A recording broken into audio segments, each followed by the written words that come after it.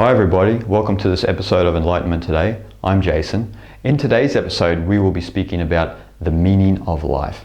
So what is the meaning of life? We often debate as if there is a meaning of life, if there isn't. But today I'll let you in on a secret. There is no meaning to life. Now bear with me. Now when we look into the natural world, what do we see? We see the trees, the flowers, the grass, the water, the mountains, the air we breathe. And do they have a meaning? What is the meaning of a tree? What is the meaning of a flower? What is the meaning of the dirt? What is the meaning of a cold winter's day? You know, if you were to ask that question to somebody, what is the meaning of a tree? They would think you're a little bit crazy. So why do we assume that there is a meaning to life itself?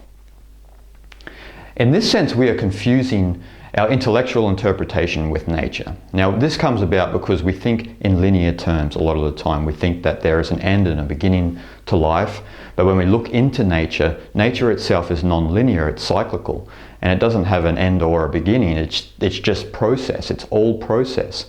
But what we do is we confuse our intellect with interpretations of nature. We think that nature is like this and like that, and we seek logical conclusions for nature.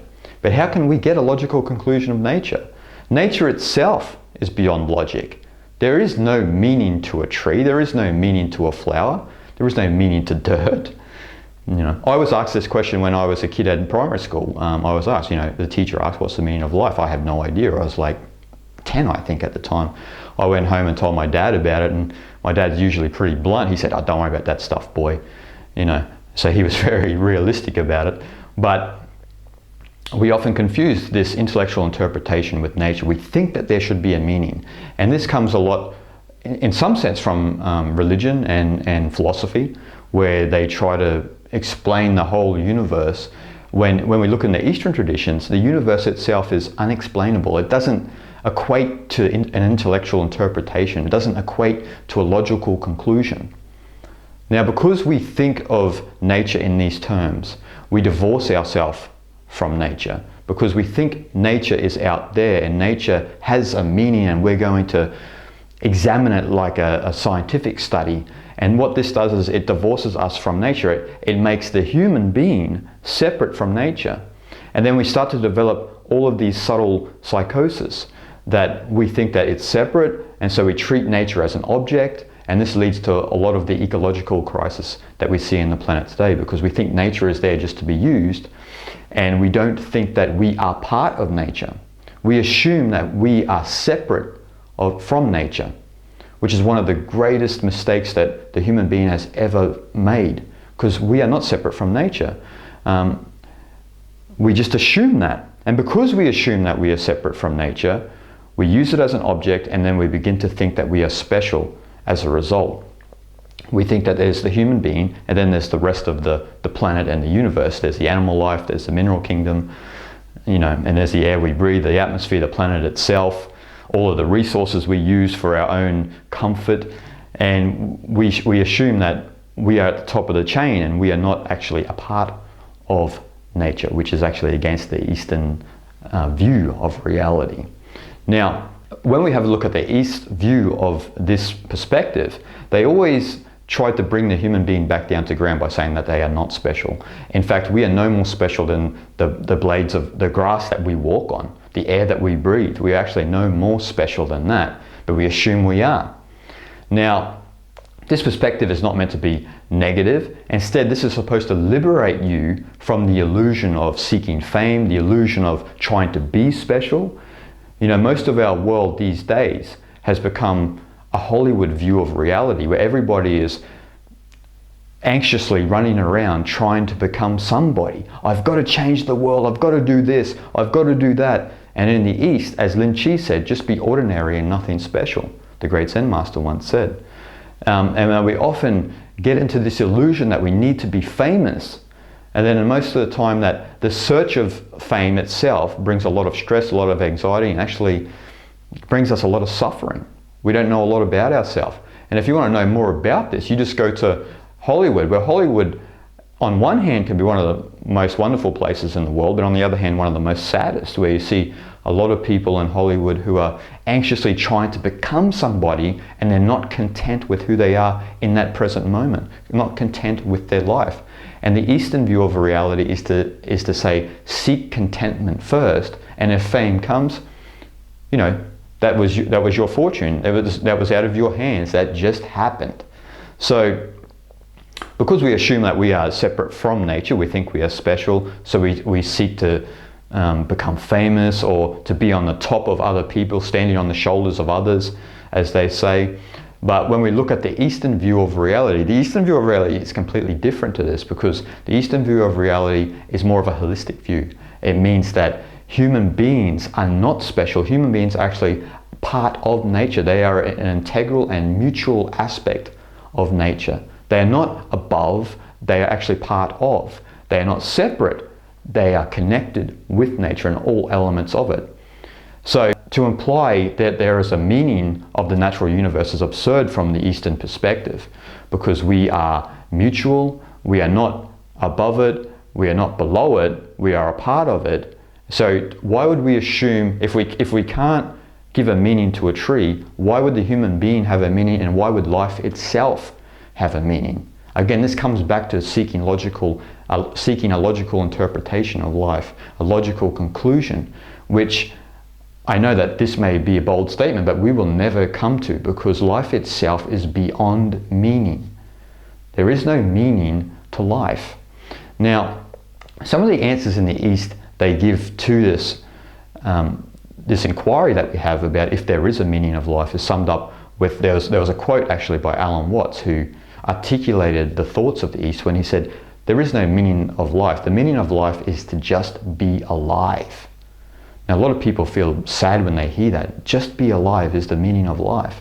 And Thich Nhat Hanh once said that, you know, we're often walking around looking for miraculous things to happen in our life, but we don't realize that the miracle of life is right in front of us. The air that we breathe, the people we meet, the ground that we walk on, the movements of the body. This is the miracle of life. But we're seeking miraculous things because we're trying to be special. We're trying to stand out as if we are separate from everything else. So the Eastern view then comes to the point that Joseph Campbell said when he was speaking to Bill Moyers in The Power of Myth, where he said, you know, we are not really seeking a meaning of life. What we are doing is we are seeking an experience of being alive. Now, when Watts said that to just be alive is the meaning of life, this is kind of similar to what Campbell was saying. It's that we are looking for this experience of being alive, but we often miss out on this experience of being alive because we are not paying attention. We are all dreamy up in our mind, thinking about the future, thinking about how can I be more famous than others, how can I have more money than others, and we are not content with the way we are. So we are often seeking this, what we are really doing is seeking an experience of being alive, not meaning. Now, the paradox of this is the experience of being alive gives us a sense of meaning on an individual level. Now, this kind of relates to another thing what Campbell often said was, you know, he said, follow your bliss, which comes from the Sanskrit Satchitananda. Ananda means bliss. Ananda means that experience of being alive that makes us feel fully human in a moment of Zen, where you feel Zen in each moment. And that's what a lot of, you know, artists and craftsmen, they have this sense of being alive, this sense of Zen in their life. So from following our bliss, we could get into an argument of passion versus purpose, but Campbell, what this really means is that we stumble upon our sense of purpose when we're just living our lives, okay? So you could call that passion. You know, there's a lot of argument here especially with Cal Newport's work, passion versus purpose. But basically, the real passion of life is when you find your purpose. It's when passion actually transforms into purpose. You know, a lot of people's passions can be very whimsical when they can say, I'm very passionate about music, and then they never practice music, for example. But when it's become a purpose, when it's become ingrained in your being, you have a strong drive for that particular purpose. And this is the experience of being alive. This is what gives you that experience. Now, to get deeper into this, the Chinese would say that this is related to a word called li. Now, li means organic pattern. The Chinese have interesting ways to interpret their words. You know, li means the markings in jade and the fiber and muscle. So it means like a pattern in nature.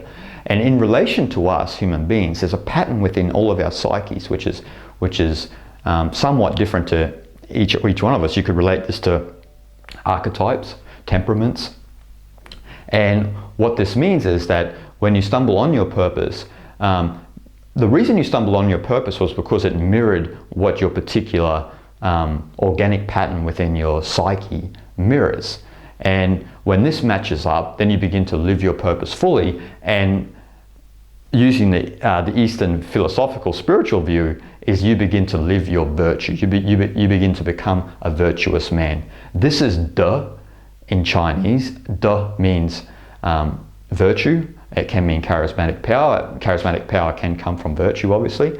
And also in Sanskrit, dharma. Now, dharma is a pretty inclusive word. Dharma can mean the Buddha's teaching, it can mean duty, but in this sense, it means virtue, because it does mean virtue. And what this means is you begin to live your dharma, and because you've found that organic pattern within yourself, you've found that purpose in your life that gives it this sense of meaning. It doesn't mean that it's the meaning of life. It means that on a personal level, you've colored the blank canvas of your life. You are the artist to your life, and you've colored this.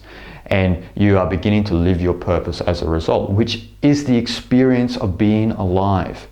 Like I said before, because life has no meaning doesn't mean it's a very negative or fatalistic approach to life. It's a liberating approach. It liberates you from the idea that you should be somebody, that you need to live up to these expectations, and it liberates you to feel that experience of being alive and discover your path, discover the organic pattern within your consciousness that allows you to live your virtue.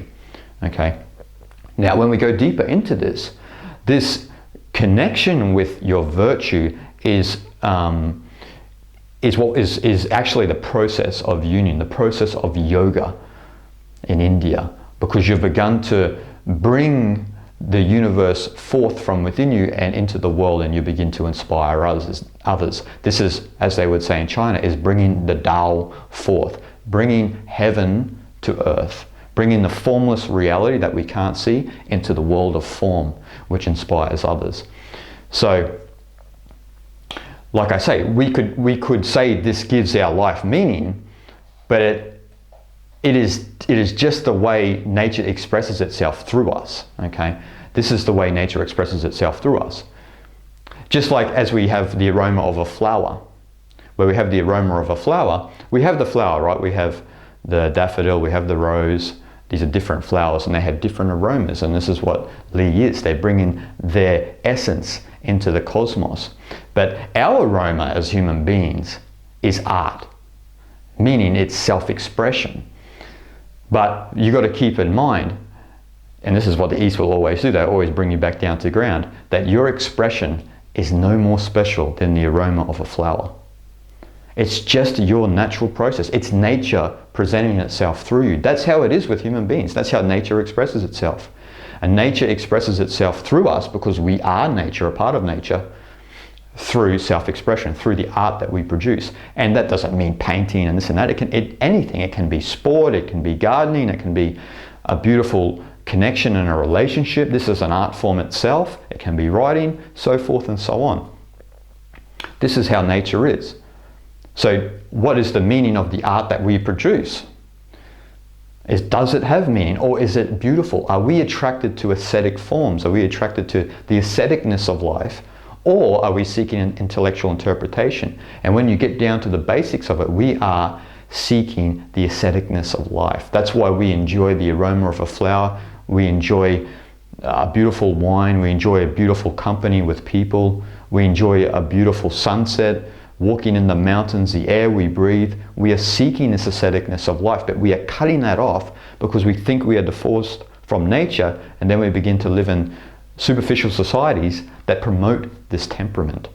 Okay, so when we understand that a miracle is happening all around us, and when we understand life has no meaning, but the beauty of life is always there, we realize that life itself is a continuous happening. It's an eternal becoming. Life itself is the organic world of nature. So the eternal becoming itself is itself beyond meaning. It's beyond meaning. And that is our life as well. That is the miracle of life. That we don't have this meaning which frees us to live the life that we were meant to live. So there actually is no meaning to life. But as I said, our purpose that we usually stumble across, you can't really seek that. Life itself usually guides you that way. Then you begin to live your life fully. You begin to have the experience of Zen, the experience of being alive, which is beyond the sense of meaning, of an intellectual interpretation, of a logical conclusion. So really there is no fundamental meaning of life, you could say. But your experience of being alive is what gives your life meaning and inspires others along the way. That's what we're all seeking to do. It is the experience of life we seek which is beyond any meaning we can conceive of. And when we begin, as I said, to live that life fully, we begin to inspire others because we are in harmony with the aestheticness of life. We are presenting nature itself in its pure form. And that doesn't have an intellectual interpretation. It doesn't have a meaning. What does a beautiful piece of music, does it have a meaning, or do we just get absorbed in that moment? And that's what we're here. That's why we're here, to be absorbed in that moment. And that moment is right now.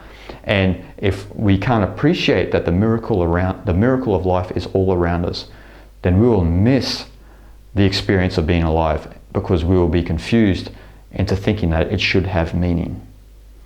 So that's the episode today, folks. And I know it's a lot to take in, but remember, you don't have to be vexed by certain questions of, is there a meaning to life? Because your life only has meaning when you begin to paint your own canvas and give it a sense of purpose. Okay, so it's been enjoyable speaking to you today, and I'll see you again next time.